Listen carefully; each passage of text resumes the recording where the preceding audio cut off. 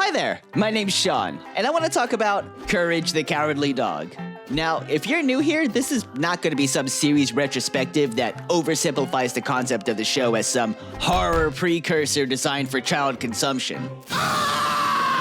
No, we'll be diving in one episode at a time, looking at how that segment impacts the series as a whole and discussing the details that make that specific episode shine in its own right. With that in mind, pack your suitcases and grab your spider repellent because today we're spending a night at the Katz Motel. Now you're going to learn why no one ever checks out of the Katz Motel.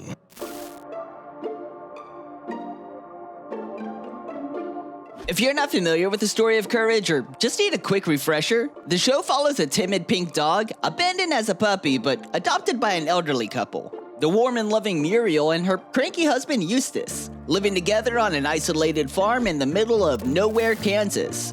Every episode, something terrible shows up at their door in the show's own unique spin on the Monster of the Week framing. And Courage has to deal with it, usually alone, usually terrified, and usually without either one of his owners having any real idea what's actually happening. John Dilworth pitched the concept to Hanna-Barbera's What a Cartoon Showcase as a 7-minute short, which aired in 1996. And that short even got nominated for an Academy Award, but would go on to lose out to Wallace and his objectively not as cool dog, Ramen. Jackie, can you read that?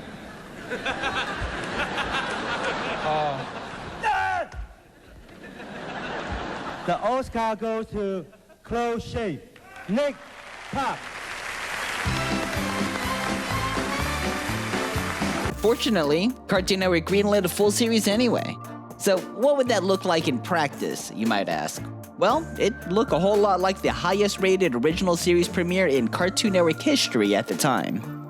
It's not an episode that you'll find in anyone's top 10, but A Night at the Katz Motel isn't trying to be anything that it's not.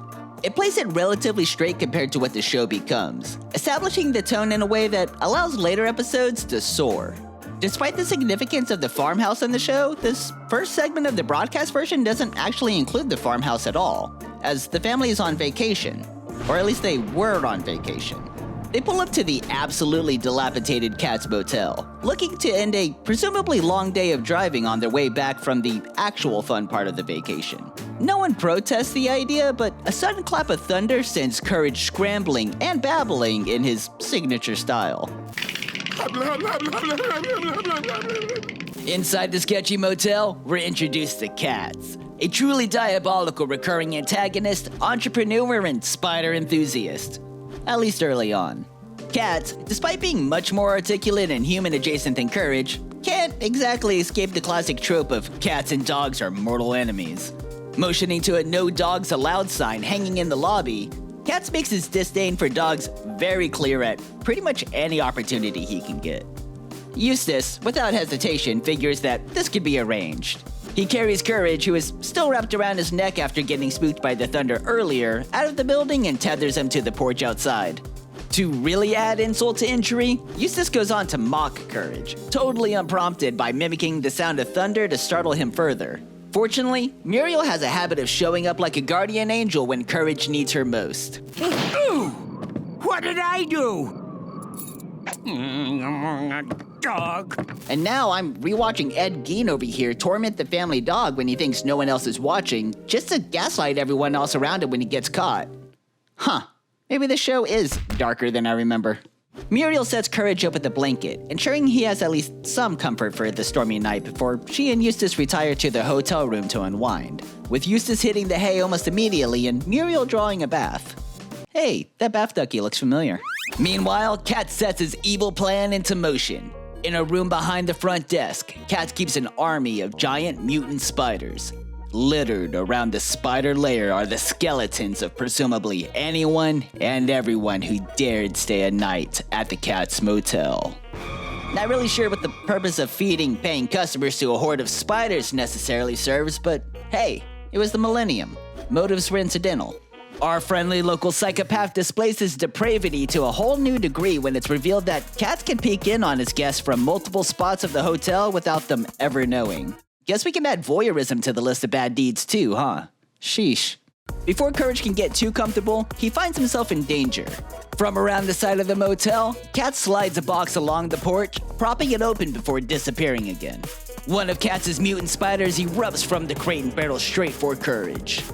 You know, to some degree, one can make the case that what we're seeing depicted is just the overactive imagination of an anxiety-ridden dog with abandonment issues. I mean, they're at a strange motel, away from home, and he's even separated from his owners against his will. Even when we see the spider move, it appears to be absolutely tearing across that porch, but by the time Courage breaks the rope of his leash, we can see that the spider's speed was pretty exaggerated. And that theory kind of falls apart right away though when we see Muriel ambushed by her very own spider while relaxing in the bathtub. Watching that thing stalk across the water freaks me out. I forgot most arachnids can do that. It's Muriel! She's in trouble! Hearing Muriel scream from outside, Courage rushes to the rescue where Muriel tells him to go find help.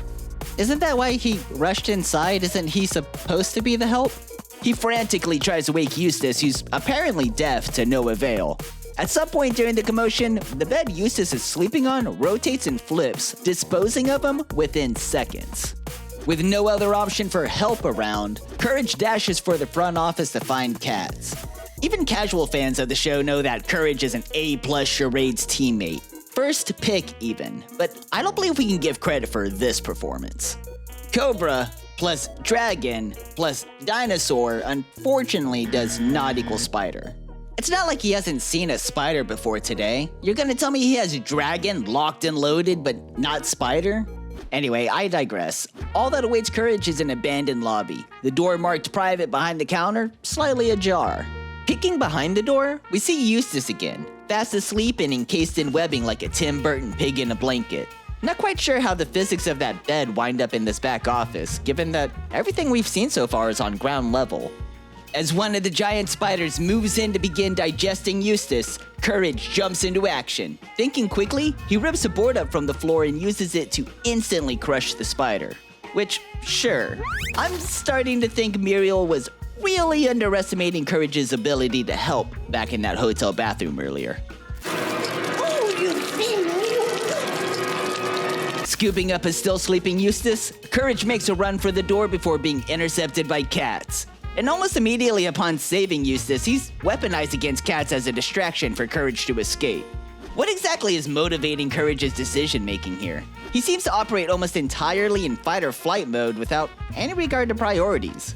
Muriel's literally fighting for her life in a bathtub, and Courage has managed to lose Eustace twice now.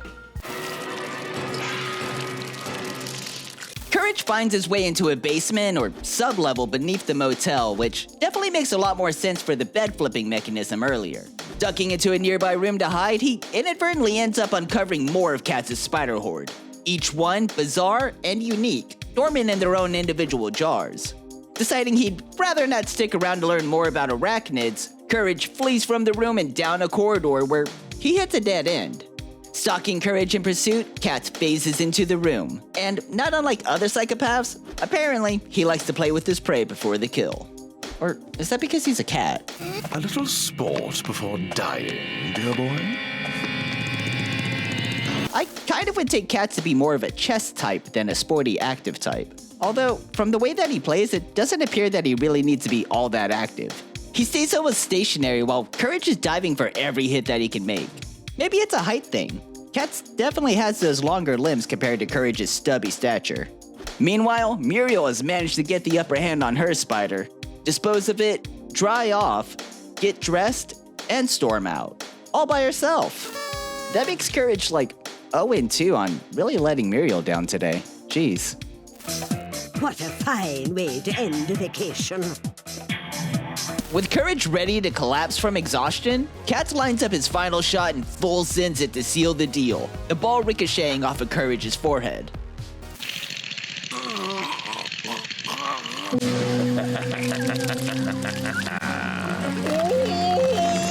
In what would become a relatively rare twist, it's Muriel who saves the day. Despite being almost a damsel in distress placeholder, Muriel's quite a bit tougher than she appears. Come on, Courage. We're leaving.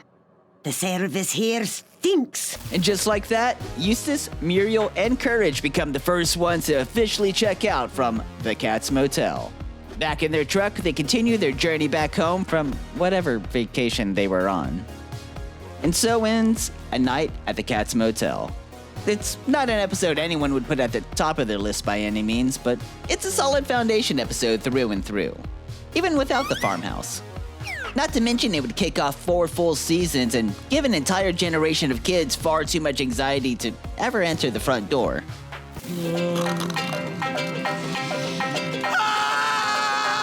This is my first video covering Courage the Cowardly Dog, and whether I cover more, kinda depends on you. If you want to see it, let me know down below. And if you want to check out some other great cartoons with me, I also have videos covering Rocko's Modern Life and The Angry Beavers, so be sure to check those out if that's something that interests you. Thanks for watching, and I'll see you next time.